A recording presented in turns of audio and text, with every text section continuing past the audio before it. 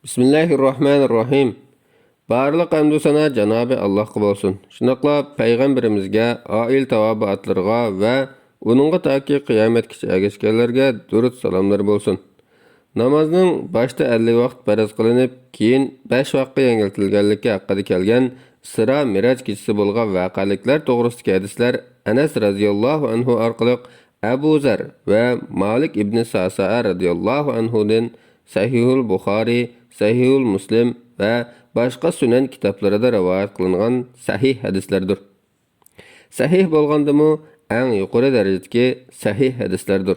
Shunga bu to'g'ridagi hadislarni sahih emas deyish to'g'ri emas. Janobi Alloh taolo namozni boshda 50 vaqt farz qilib, keyin 5 vaqtga yengillatgan bo'lsa, nima bo'pti? Alloh xohligini qiladi. Bandalarning undaq deb e'tiroz bildirish haqqi yo'q.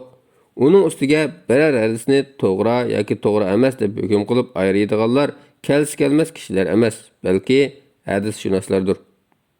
Bu sababdan tonilgan ishonchli olimlarning kitoblarini o'qish, noma'lum kishilarning allaqandoq bir yerlarni tepib tarjim qilgan kitoblarini o'qimaslik kerak. Salaflarimiz bu degan din, shunga diningni kimdan olganingga obdan qara degan. Olimlarimiz ilmning quroli 4dir: seraklik, sog'lom kitob, yetik ustoz va tinmay o'rganish debdikan. Shunga sog'lom olimlar yozgan sog'lom kitoblarni o'qish kerak. Vallohu alam. Fatvoda Doktor Abdulaziz rahmatulloh.